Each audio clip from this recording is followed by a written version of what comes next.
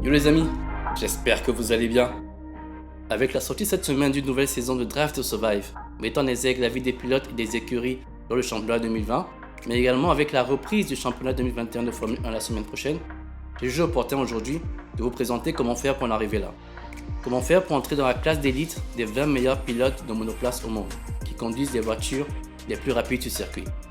La crème de la crème, l'élite de l'élite. On en parle tout de suite après le générique. Antoine, c'est maintenant que je lance le générique. On n'a pas de générique. Comment ça se fait? Devenir pilote de Formule 1 est un chemin non sans encombre. La motivation seule ne vous suffira pas. Il vous faut également être passionné. Et oui les amis, le métier de pilote automobile est un métier de passion. L'envie de se surpasser et de surpasser les autres constitue l'essence même du pilote automobile. Je vous invite à rester jusqu'à la fin de la vidéo car je vous ai préparé une surprise aujourd'hui. Pour devenir pilote de Formule 1, vous devez obtenir ce qu'on appelle la super licence. Afin de l'acquérir, vous devez remplir un certain nombre de conditions. Être âgé d'au moins 18 ans au début de la compétition de Formule 1. Il s'agit d'une nouvelle règle instaurée suite à l'arrivée du pilote prodige Max Verstappen en 2015. Il avait 17 ans et monsieur sabrait déjà le champagne sur le podium. Il fallait donc limiter l'âge d'adhésion des pilotes à la compétition en reine. Avoir un permis de conduire valide, bien évidemment. Avoir parcouru 300 km dans une Formule 1 à une vitesse de course en l'espace de 2 jours. Vous vous dites sûrement, comment est-ce qu'on me demande de parcourir 300 km avec une monoplace de Formule 1 alors que je veux même intégrer ce championnat? Sachez que lorsque vous avez rempli toutes les autres conditions et qu'une écurie veut vous avoir dans son équipe, elle peut vous faire rouler avec une monoplace, suivant certaines règles. Avoir passé les tests sur les réglementations actuelles.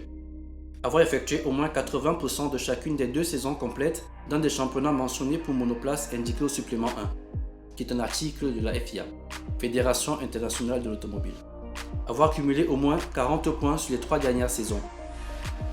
Mais en 2020, à cause de la crise Covid et pour ne pas pénaliser les pilotes, la FIA décide de faire passer le nombre de saisons de 3 à 4 et de basculer le nombre de points à 30. Ainsi, il vous faudra cumuler 30 points sur les 4 dernières saisons pour accéder à la Formule 1. Ceci peut être vu comme un cadeau, mais pas vraiment, parce qu'il y a toujours 20 pilotes qui prennent le départ en Formule 1 à l'heure actuelle.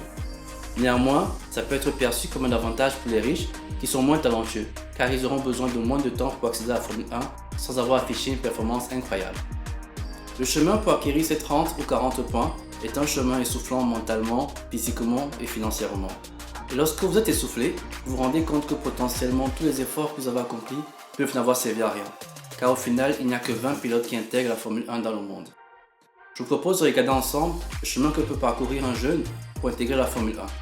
Sachez également que tous les pilotes étrangers essaient d'intégrer les championnats européens car ceux-ci ont plus de visibilité et permettent de vous faire facilement remarquer. Alors comme vous le savez, la majorité des pilotes de Formule 1 commencent bien évidemment par le karting. À partir de 6 ans, vous êtes éligible à la pratique du karting. À 7 ans, vous pouvez commencer des championnats régionaux ou nationaux. C'est à ce moment-là que vous perfectionnez votre technique de conduite jusqu'à vos 12 ans. Le karting fait partie de ces activités qui est difficile à estimer. Les prix diffèrent énormément. Vous pouvez dépenser 3 000, 4 000 euros, voire une centaine de milliers d'euros par an pour peu que vous fassiez de la compétition internationale. Vous devez acheter un kart ou le louer pour vos entraînements. Vous devez payer l'équipe qui vous accompagne. Vous devez entretenir votre kart, payer les pièces, payer le moteur, les freins. Vous devez également payer du carburant. Chaque week-end de course ou d'entraînement peut vous coûter très cher. Pour ceux qui me connaissent, vous savez que je fais occasionnellement du karting sur un circuit outdoor. Je ne suis pas un bon pilote, je ne me cache pas. Je paye généralement 2 séances de 10 minutes pour 45 euros, soit un total de 20 minutes. Imaginez quelqu'un qui prend une heure de karting, ça vous revient à 135 euros. Pour peu que vous le fassiez 2 fois par mois, vous dépensez 270 euros. Si vous décidez de garder le même rythme sur une année, vous en avez pour 3 240 euros l'année. Je parle bien d'une personne qui fait du karting occasionnellement, qui chasse les chronos, qui ne fait pas de compétition, qui ne fait pas d'événements, pas d'endurance, pas de 24 heures. Mais ce n'est clairement pas de cette manière que vous allez vous faire remarquer. Pour vous faire remarquer, il vous faut intégrer des championnats internationaux. Donc vous allez devoir dépenser beaucoup d'argent. Par contre, si vous intégrez une académie, les frais peuvent être moindres, mais pas nuls. À partir de vos 12 ans, vous pouvez donc intégrer la FFSA Academy, la Fédération Française de Sport Automobile, qui est l'un des centres de formation les plus reconnus en France qui vous aidera à jouer dans la cour des grands. Jusqu'à vos 15 ans, vous pouvez intégrer le championnat de France Junior Karting, qui se déroule en 5 épreuves. C'est un championnat vous donnant une bonne visibilité pour être recruté par des teams ou des équipes de formation. Vous participer à ce championnat de France junior karting, il vous faudra débourser 19 800 €, toutes tasses comprises. Les 3 premiers au classement général, s'ils ont l'âge maximal de la compétition, donc 15 ans, peuvent bénéficier d'une dotation pour évoluer en championnat de France Formule 4.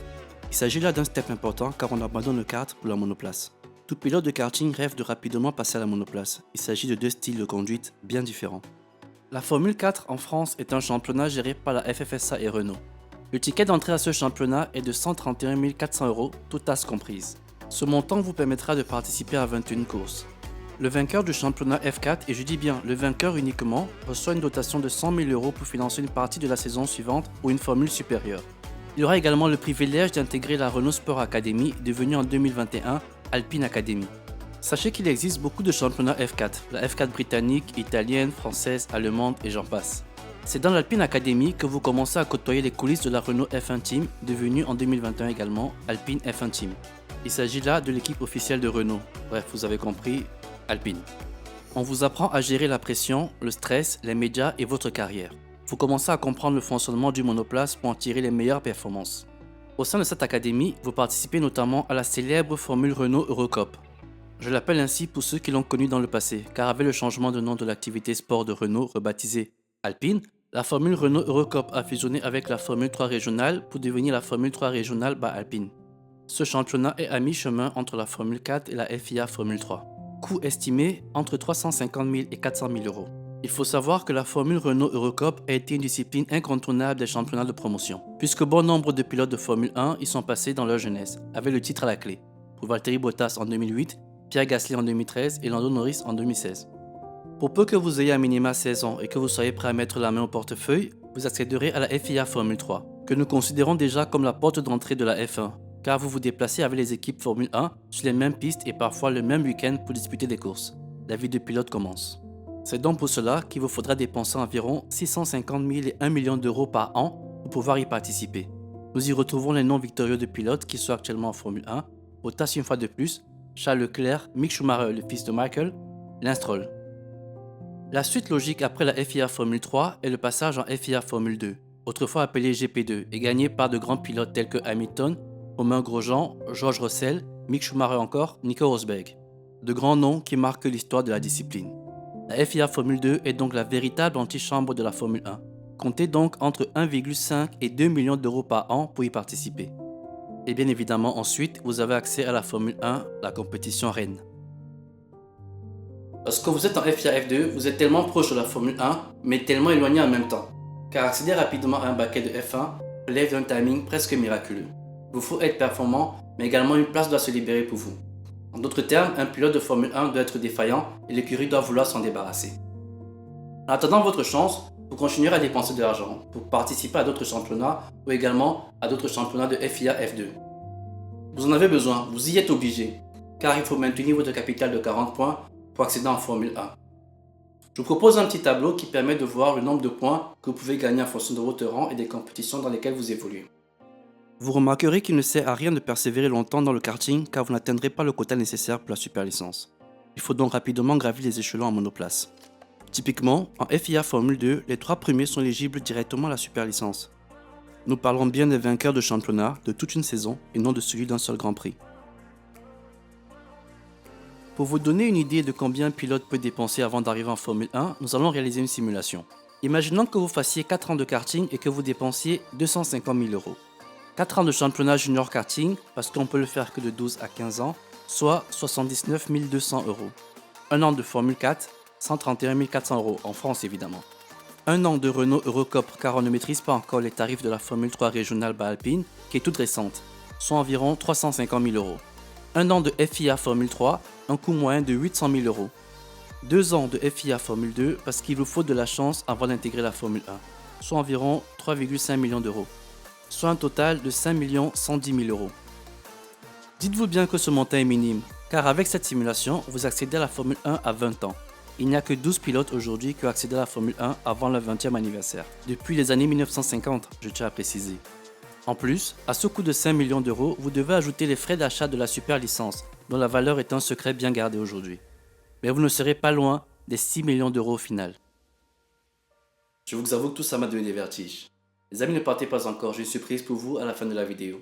Il existe une réelle alternative à tout cela. Vous avez compris que la passion et le talent ne vous suffiront pas. L'argent est bien plus important. C'est pourquoi dès qu'un pilote se lance en compétition, que ce soit en karting ou ailleurs, il recherche des sponsors s'il n'a pas suffisamment d'argent.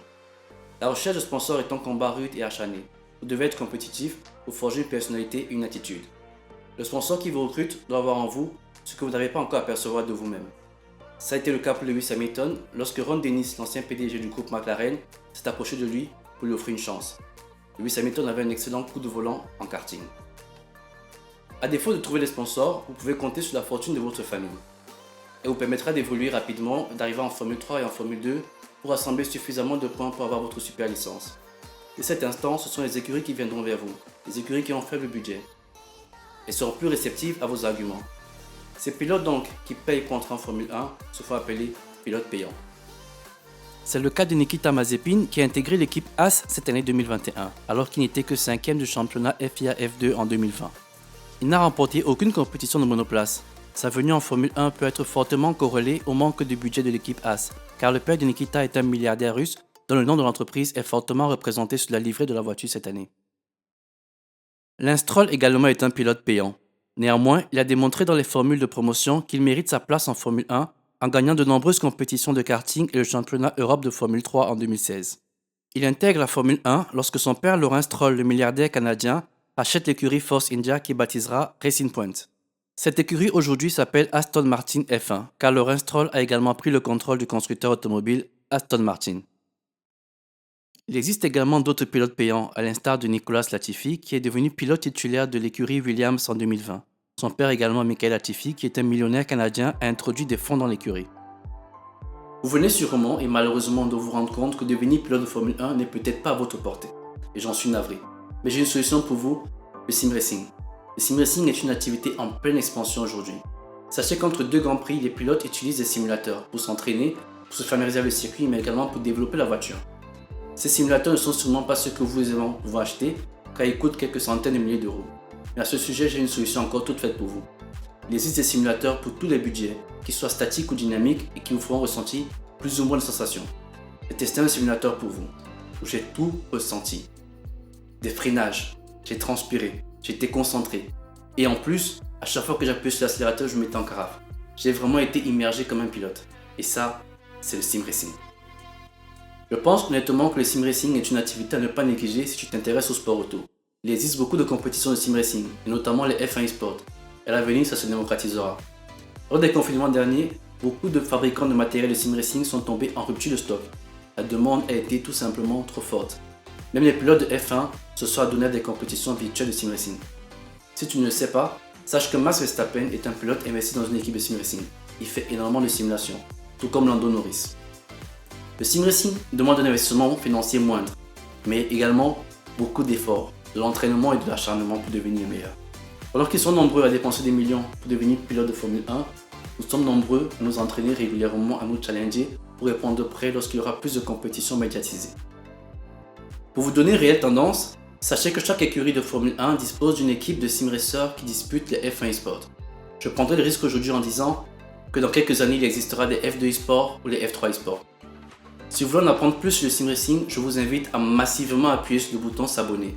On fera des vidéos sur le sim racing, son expansion et surtout quelques techniques de pilotage pour devenir meilleur. Vous verrez à quel point le sim racing peut se rapprocher de la réalité sans ses contraintes financières. Bienvenue au cœur de la simulation. Laissez-moi des commentaires pour qu'on en discute. C'était votre cher ami Finger Pilote. À très bientôt. Ciao.